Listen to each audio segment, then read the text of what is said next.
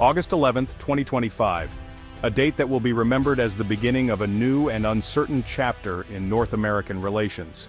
On this day, a crisis erupts along the world's longest undefended border, a boundary that, for generations, has symbolized peace, cooperation, and open exchange between two neighboring giants. Suddenly, British Columbia takes the unprecedented step of blocking commercial road access to Alaska.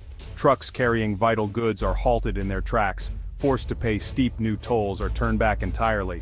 The highways that once bustled with trade now stand eerily still, lined with frustrated drivers and idling vehicles. This bold move, a direct response to escalating U.S. trade threats, instantly disrupts daily life for Alaska's 730,000 residents. Supermarket shelves begin to empty, and worried shoppers face the prospect of shortages and soaring prices for basic necessities. The sense of isolation grows as the reality of the blockade sets in.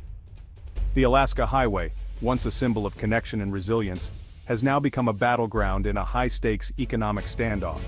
The road that links Alaska to the rest of the continent is suddenly fraught with uncertainty and tension. Nearly 90% of Alaska's consumer goods, from food and medicine to building materials, arrive by land through Canada. With this critical supply line in jeopardy, the state's vulnerability is laid bare for all to see. Businesses across Alaska scramble to find costly sea and air alternatives, racing against time to keep shelves stocked and industries running. Meanwhile, the state's vital oil, gas, and mining sectors brace for the economic shockwaves that could ripple far beyond Alaska's borders. The blockade exposes the deep, often overlooked interdependence between the U.S. and Canada. What was once a stable, mutually beneficial alliance is now threatened by open economic warfare, with both sides feeling the strain. As leaders in Washington and Ottawa trade increasingly heated barbs, the world watches anxiously. The future of North American stability and the fate of millions who depend on cross-border cooperation now hangs in the balance. The Alaska blockade is no longer unthinkable. It stands as a stark, sobering symbol of a friendship under siege, and a warning of how quickly alliances can unravel in the face of rising tensions. The roots of the current crisis can be traced back to a pivotal moment in recent history. It all began with President Trump's bold and controversial America First trade agenda, a policy platform that promised to shake up the global economic order and put American interests above all else. In a dramatic move, the Trump administration announced sweeping tariffs, 25% on most Canadian imports, and a significant 10% on vital oil and gas products. These tariffs were rolled out quickly, sending shockwaves through both economies. While the White House framed these measures as necessary steps to protect American jobs and industries, many in Canada saw them as acts of economic aggression rather than legitimate defense. The sense of betrayal was palpable. The new tariffs threatened to disrupt deeply integrated supply chains in key sectors like automotive manufacturing, agriculture, and energy, industries that rely on seamless cross-border cooperation and trade. With more than 75% of Canadian exports destined for the U.S. market, the stakes for Canada were nothing short of existential. Entire communities and thousands of jobs hung in the balance. In response, Canadian leaders from across the political spectrum united in condemnation, vowing to defend their economy and citizens with strong reciprocal measures. The message was clear: Canada would not back down. Despite Trump's rhetoric painting the trade relationship as one-sided and unfair, the reality is that the U.S. and Canada share a massive $900 billion in annual two-way trade, supporting millions of jobs on both sides of the border. The result was a rapid cycle of escalation. Canada felt compelled to retaliate with its own tariffs, transforming what was once a stable and mutually beneficial partnership into a tense trade battleground.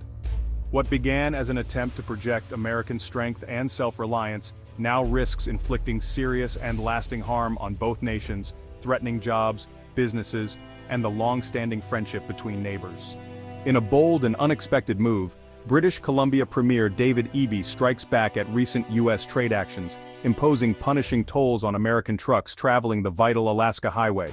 This iconic route, which winds through the rugged landscapes of British Columbia and serves as a critical artery for goods moving between the lower 48 states and Alaska, is now at the center of a heated international dispute.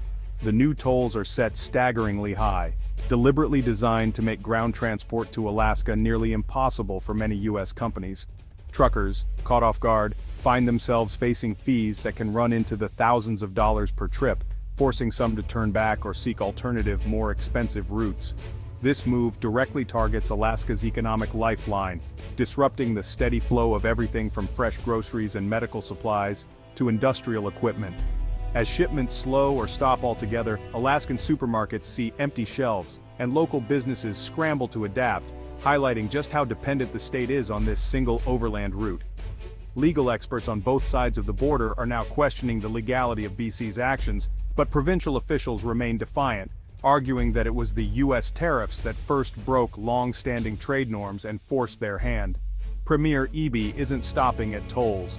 He's expanding the response with a sweeping moratorium on American-made goods for all government use and a high-profile ban on liquor imports from Republican-led states, sending a clear message of economic resistance. These targeted measures are carefully crafted to inflict economic pain in key U.S. regions, maximizing political impact and putting pressure on American lawmakers to reconsider their own trade policies. For the first time in modern history, a Canadian province is taking the lead in foreign economic retaliation, setting a bold new precedent and challenging the traditional federal monopoly on international trade disputes. The conflict is no longer just a matter for federal governments. It's become local, immediate, and deeply disruptive for communities on both sides of the border, as families and businesses feel the direct impact of the escalating trade war. North American commerce and diplomacy have now entered truly uncharted territory, with the future of cross-border trade and cooperation hanging in the balance as both sides brace for what comes next. For Alaska, BC's tolls trigger an immediate economic emergency. Isolated from the lower 48, Alaska relies on the highway for nearly all overland goods. Governor Dunleavy warns, the state's supply chain is at risk, with shortages and soaring costs looming.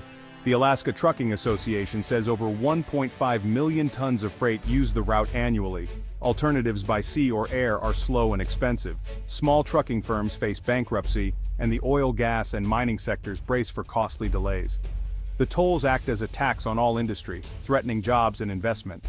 Even tourism is hit, as cruise and land packages through Canada are disrupted. Alaskans now face the reality that their economic fate is tied to distant political battles. The state's lifeline is fraying, with no easy fix in sight. British Columbia's bold stance is just the start. Canada is uniting in economic resistance.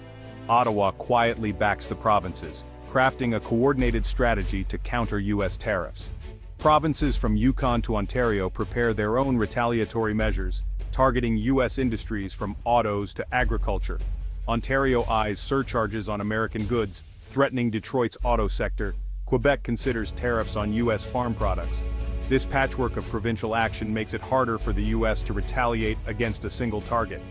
Canada's response is nimble, regionally tailored, and signals rare national unity. The era of quiet diplomacy is over. Canadian leaders now see firm resistance as essential to protect sovereignty. The stakes are rising and the economic battlefield is expanding. The U.S.-Canada relationship has entered a new, more confrontational phase. The trade war's shockwaves hit hardest in border communities, where daily life depends on cross-border ties. In places like Point Roberts, Washington, an American exclave only accessible through Canada, residents fear isolation if passage is restricted. Industries in Buffalo and Detroit brace for supply chain chaos as tariffs threaten integrated manufacturing. Families and businesses straddling the border face uncertainty, with jobs and relationships at risk. The sense of shared community is eroding, replaced by anxiety and frustration. Lobster fishers in Maine and farmers in Montana worry about losing Canadian markets and rising costs. Local realities clash with national policies, leaving ordinary citizens to bear the brunt of the conflict. The world's longest peaceful border is now a front line in a bitter economic war. President Trump responds to Canada's countermeasures with defiance, escalating both rhetoric and action. He frames Canada's moves as attacks on U.S. sovereignty, fueling a personal feud between leaders. Trump hints at extreme measures, including a U.S.-controlled corridor to Alaska, and orders a review of all access points. The White House signals it's ready to weaponize geography in response, raising the stakes. The conflict now threatens to move from tariffs and tolls to infrastructure and territory. The White House directs the Army Corps of Engineers to study a U.S.-controlled, all-American road through Canada to Alaska. The plan: a highway, rail, and pipeline corridor under U.S. control, bypassing Canadian sovereignty. The project would cost hundreds of billions, cross remote wilderness, and face fierce opposition from environmental and indigenous groups. Geopolitically, it's unprecedented, asking Canada to cede control over its own land.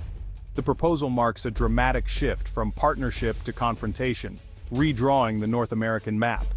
Even if never built, its consideration signals just how far relations have deteriorated. August 2025 has pushed U.S. Canada relations to the brink.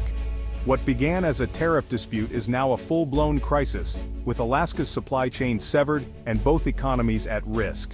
The deep integration that once brought prosperity now exposes both nations to mutual harm.